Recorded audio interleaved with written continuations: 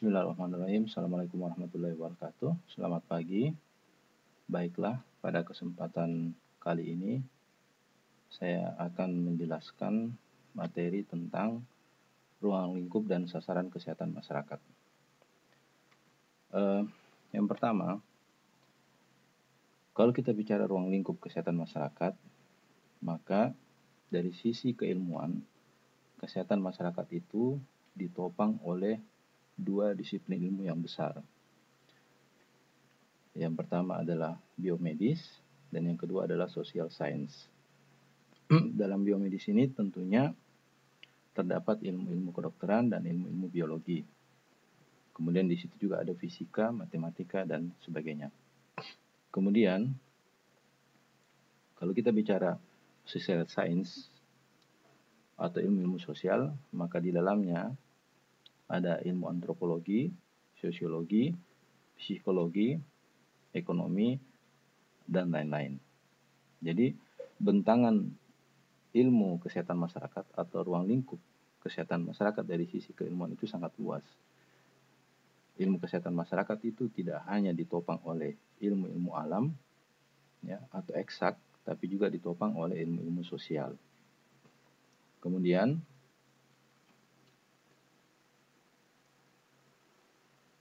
disiplin ilmu yang menopang kesehatan masyarakat, jadi disiplin ilmu yang ada di kesehatan masyarakat itu sendiri ada 7.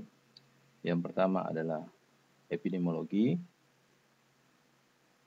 Nanti di pertemuan keempat, kalau saya tidak salah, kita akan bicara panjang lebar tentang epidemiologi. Jadi yang saya sampaikan di sini itu adalah gambaran umum dari setiap disiplin ilmu. Ya.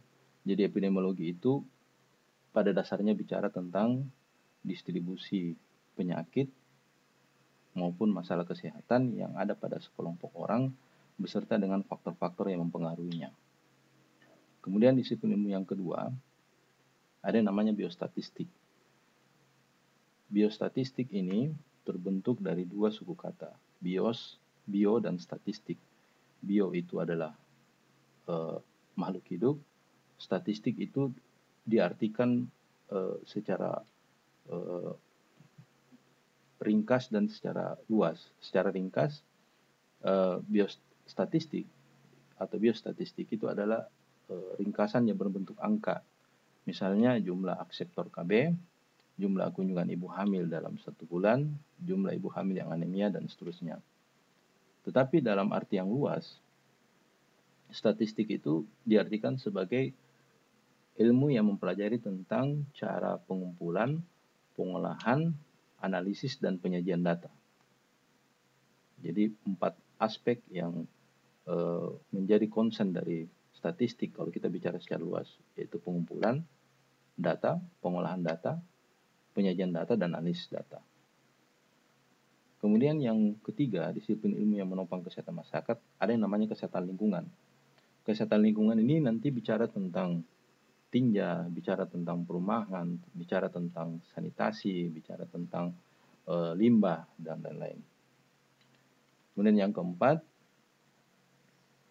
ada yang namanya pendidikan kesehatan atau ilmu perilaku. Awalnya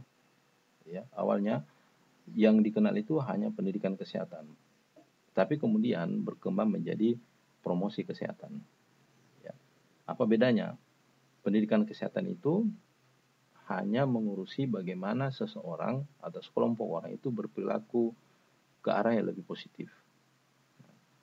Tetapi promosi kesehatan itu nanti berbicara tentang faktor-faktor yang bisa mempengaruhi seseorang atau sekelompok orang untuk berperilaku positif atau malah sebaliknya. Kemudian yang kelima, ada yang namanya administrasi kesehatan masyarakat. Administrasi kesehatan masyarakat ini adalah penerapan ilmu administrasi dalam kesehatan masyarakat. Jadi administrasi kesehatan masyarakat ini bicara tentang pengaturan semua sumber daya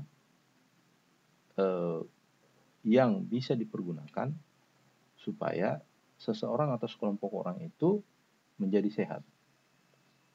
Sumber daya yang dimaksud bukan hanya sumber daya manusia, tetapi juga sumber daya non-manusia. Pengaturan yang dimaksud bukan hanya pengaturan pelayanan kesehatannya secara resmi, misalnya puskesmas, rumah sakit, tetapi juga lembaga-lembaga yang tidak resmi, yang kegiatan lembaga tersebut bertujuan untuk membuat masyarakat itu menjadi lebih sehat. Ya. Misalnya tempat praktek dokter, dinas kesehatan itu sendiri, dan seterusnya. Kemudian disiplin ilmu yang keenam yang menopang Kesmas itu adalah gizi masyarakat. Gizi masyarakat itu, ilmu gizi kalau didefinisikan secara sederhana, pengertian yang klasiknya itu, ini saya kutip dari buku ilmu gizi karangan dari Ahmad Jailani kalau tidak salah, itu mengatakan begini, ilmu gizi itu adalah ilmu yang membicarakan tentang nasib makanan sejak dia masuk ke dalam mulut, kemudian diolah menjadi energi, sampai kemudian disekresi menjadi sisa. Itu kira-kira pengertian klasik dari ilmu gizi. Tapi kemudian seiring dengan perkembangan waktu, pengertian ini berubah, mengalami perkembangan. Jadi ilmu gizi itu adalah ilmu yang berbicara tentang bagaimana makanan itu disediakan, bagaimana makanan itu diolah, bagaimana makanan itu disajikan. Sepintas kalau kita melihat definisi ini, maka ilmu gizi itu atau gizi masyarakat itu bicara tentang aspek gizi dan bicara tentang aspek kesehatan. Sorry. Kemudian nanti dalam perkembangannya gizi masyarakat ini terbagi dua, ada namanya gizi klinik dan ada namanya gizi kesehatan masyarakat. Kemudian yang terakhir, disiplin ilmu yang menopang kesehatan masyarakat, ada namanya kesehatan kerja. Jadi kesehatan kerja ini berbicara tentang bagaimana membuat pekerja ataupun keluarga pekerja itu derajat kesehatannya tetap bagus dari waktu ke waktu. Ya. Nanti dia akan bicara bagaimana penggunaan APD, bagaimana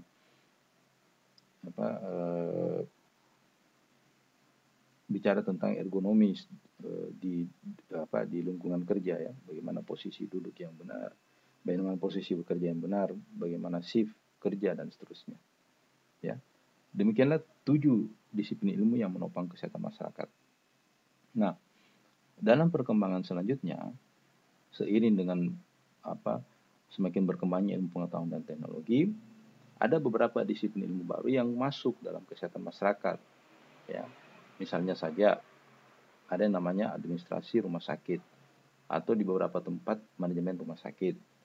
Kemudian ada juga yang namanya kesehatan reproduksi dan seterusnya. Nah, tadi saya sudah menjelaskan tentang disiplin ilmu yang menopang kesehatan masyarakat. Kemudian, kesehatan masyarakat ini kan bentangannya sangat luas. Dia bicara mulai dari promotif, preventif, kuratif, dan rehabilitatif. Maka semua usaha-usaha dalam bidang promotif, preventif, kuratif, dan rehabilitatif itu semua bisa digolongkan sebagai aplikasi kesehatan masyarakat.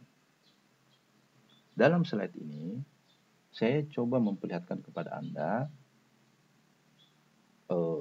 aplikasi tersebut berdasarkan disiplin ilmu yang menopang kesehatan masyarakat tadi. Nah, tentunya contoh-contoh ini adalah sebagian kecil dari penerapan kesehatan masyarakat itu sendiri. Ya, kita lihat. Yang satu, pemberantasan penyakit menular atau tidak menular. Ini ada kaitannya tadi dengan epidemiologi. Kemudian yang kedua, data kesakitan dan kematian, morbiditas dan mortalitas. Ini ada kaitannya tadi dengan statistik atau biostatistik. Kemudian yang ketiga, pemberantasan sarang nyamuk atau PSN. Ini tadi ada kaitannya dengan kesehatan lingkungan. Kemudian yang keempat, perilaku hidup bersih dan sehat. Ini tadi kaitannya dengan pendidikan kesehatan dan ilmu perilaku. Kemudian yang kelima, pelayanan kesehatan ibu dan anak. Ini tadi ada kaitannya dengan administrasi kesehatan masyarakat. Yang keenam, pola makan yang seimbang. Ini tadi ada kaitannya dengan gizi. Yang ketujuh, penggunaan APD dalam bekerja. Ini tadi ada kaitannya dengan kesehatan kerja. Nah, sekali lagi, contoh-contoh yang ada dalam slide ini hanya sebagian kecil dari penerapan disiplin ilmu tadi dalam kesehatan masyarakat. Jadi poinnya adalah semua usaha yang ditujukan untuk promotif, preventif, kuratif, dan rehabilitatif itu masuk dalam kesehatan masyarakat. Ya. Kemudian, ruang lingkup kesehatan masyarakat. Ya. Jadi apa aktivitas dari kesehatan masyarakat itu? Yang pertama adalah promotif. Ya. Promotif ini kalau diterjemahkan secara bebas itu adalah usaha-usaha untuk meningkatkan kesehatan individu atau kesehatan masyarakat. Ya. Misalnya penyuluhan, pembagian leaflet, pemutaran video tentang PHBS dan seterusnya. Kemudian yang kedua, preventif. Preventif ini adalah usaha-usaha pencegahan supaya seseorang atau sekelompok orang itu tidak sampai jatuh sakit. Kalau Anda masih ingat di pertemuan pertama, sejarah kesehatan masyarakat, ya, itu kan ada dua aliran. Ada alirannya Asclepius dan ada alirannya Hygieia. Asclepius itu cenderung pada arah kuratif, sementara Hygieia ini cenderung pada preventif. Ya. Jadi, dua pendekatan ini, promotif dan preventif, itu menjadi ciri dari kesehatan masyarakat. Ya. Berbeda nanti dengan pendekatan kuratif dan rehabilitatif. Kuratif itu apa? Kuratif itu adalah usaha-usaha pengobatan ketika seseorang jatuh sakit. Ya. Kemudian rehabilitatif adalah usaha-usaha yang dilakukan untuk memulihkan kembali kondisi seseorang yang habis sakit. Meskipun core utamanya Kesmas atau konsen atau perhatian utamanya Kesmas ada di promotif dan preventif, tetapi tidak meninggalkan usaha-usaha kuratif dan rehabilitatif. Ya. Karena menurut saya pribadi, di usaha kuratif dan rehabilitatif ini pun itu tergantung tetap mengandung muatan preventif. Jadi kuratif misalnya mengobati seseorang segera dia jatuh sakit, sebenarnya mencegah supaya sakitnya tidak bertambah parah. Rehabilitatif misalnya ya, mengandung muatan preventif supaya seseorang ini bisa pulih segera dari sakitnya. Jadi tidak menular ke bagian tubuh yang lain misalnya. Seperti itu. Jadi tolong jangan dipahami bahwa Kesmas itu hanya ada di area promotif dan preventif, tapi Kesmas itu juga ada di area kuratif dan rehabilitatif. Karena usaha-usaha kuratif dan rehabilitatif itu juga menurut saya pribadi itu tetap mengandung muatan preventif ataupun promotif. Ya. Oke, mudah-mudahan bisa dipahami ya.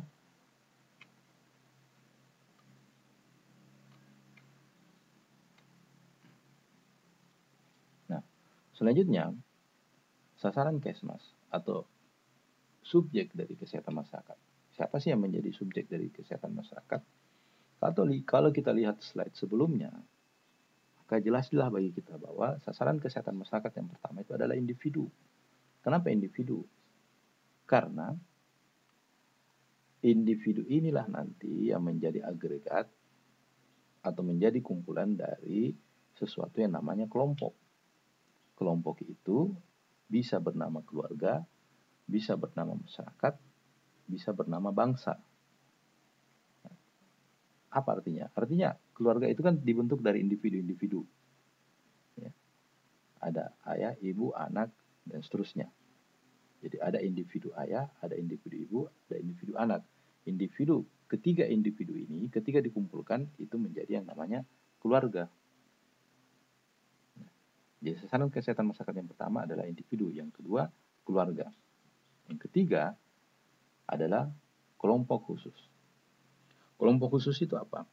Kelompok khusus itu adalah kumpulan individu yang memiliki kesamaan umur, jenis kelamin, ya, kesamaan masalah kesehatan, itu yang dimaksud dengan kelompok khusus. Jadi dari sisi kelamin mereka sama, dari sisi umur mereka sama, dari sisi masalah kesehatan misalnya mereka sama. Nah, kelompok khusus ini itu dibagi lagi menjadi 4. Yang pertama, kelompok khusus dengan kebutuhan khusus. Apa maksudnya? Kelompok khusus dengan kebutuhan khusus ini adalah kelompok yang mengalami perubahan, ya, entah itu perubahan fisik maupun non fisik, karena pertumbuhan dan perkembangan tertentu. Misalnya, ibu hamil, ya, bayi baru lahir, balita, dan seterusnya. Jadi semua individu yang mengalami perubahan karena pertumbuhan dan perkembangan tertentu, itu masuk di kelompok yang pertama ini. Kemudian, kelompok yang kedua, ada yang namanya kelompok dengan kesehatan khusus. Kelompok dengan kesehatan khusus ini, secara sederhana, bisa diartikan sebagai kelompok yang memerlukan asuhan dan bimbingan, asuhan dan perhatian yang khusus. Ya, misalnya penderita penyakit menular ataupun tidak menular. Mana saja penyakit menular dan penyakit tidak menular itu. Contoh saja, misalnya kalau dia menderita HIV AIDS. Misalnya. Kemudian yang ketiga, kelompok yang mempunyai risiko terkena penyakit. Jelas, kelompok yang mempunyai risiko terkena penyakit adalah individu-individu yang punya peluang besar untuk jatuh sakit. Mana saja orang-orangnya itu. Misalnya, minta maaf, pekerja seks komersial atau pengguna narkoba.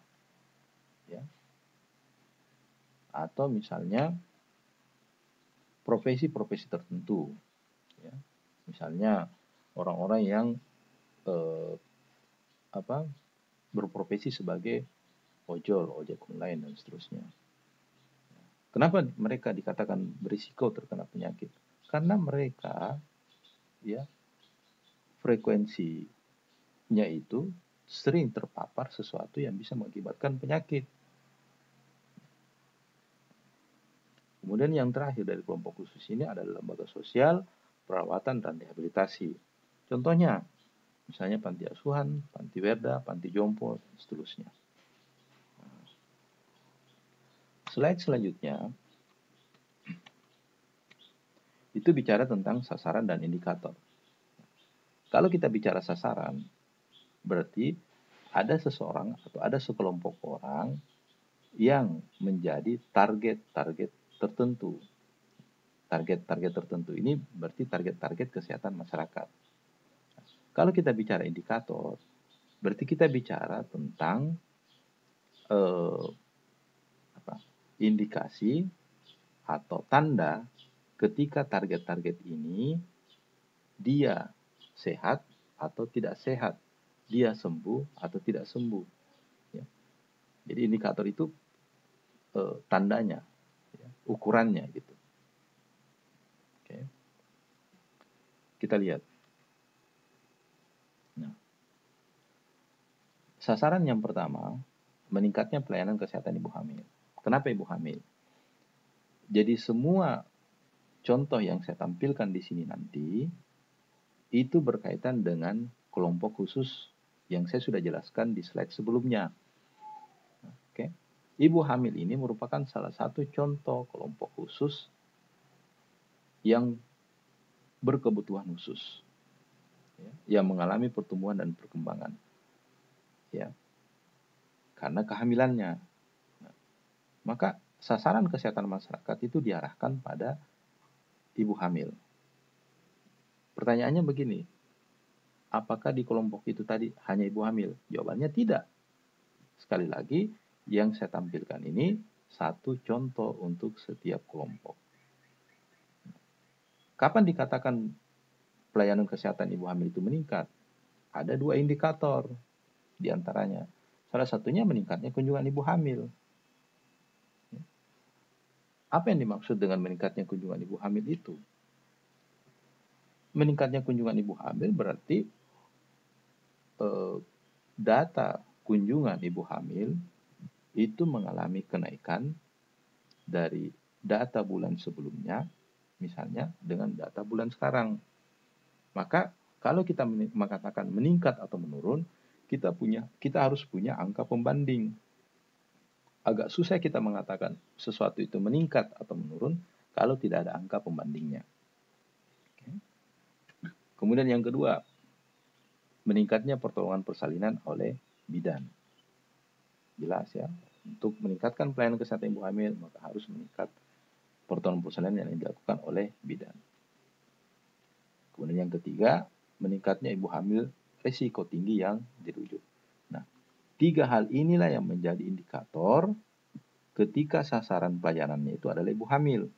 Tentunya setiap indikator akan berbeda kalau sasaran pelayanannya juga berbeda.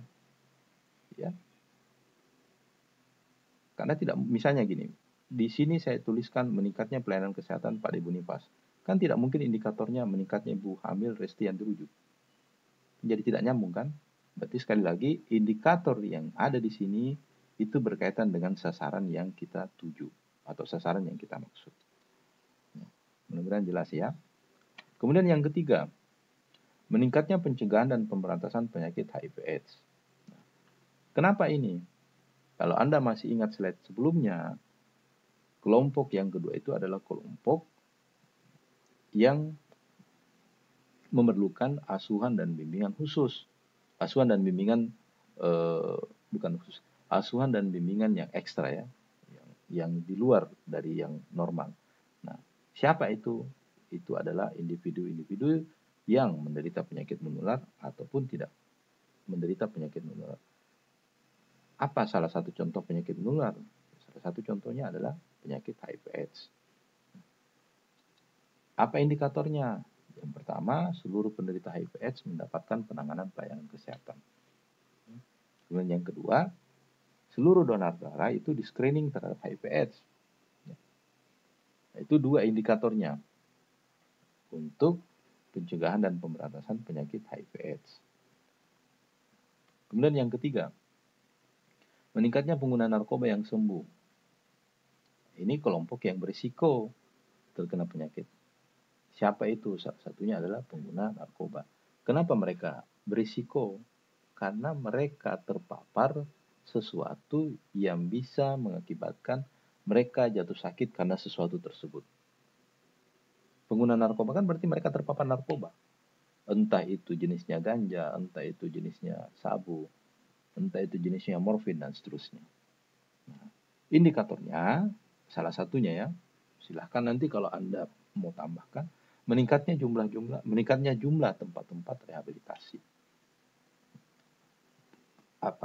Ketika kita mau pengguna narkoba yang sembuh itu semakin banyak, maka harusnya tempat-tempat rehabilitasi juga ditingkatkan. Kemudian yang keempat, meningkatnya kualitas panti werda. Itu sasarannya. Indikatornya meningkatnya jumlah dan kualitas pekerja di panti werda yang terlatih dan terampil. Kenapa ini? Karena salah satu input dari panti werda itu adalah pekerja. Kemudian kalau mau membuat panti werda itu berkualitas, maka tingkatkanlah jumlah dan kualitas pekerjanya. Kualitas yang dimaksud adalah pekerja yang terlatih dan terampil. Terima kasih. Ya, demikian materi kita kali ini. Mudah-mudahan apa yang saya sampaikan bisa dipahami oleh Anda semua. Sekian. Assalamualaikum warahmatullahi wabarakatuh.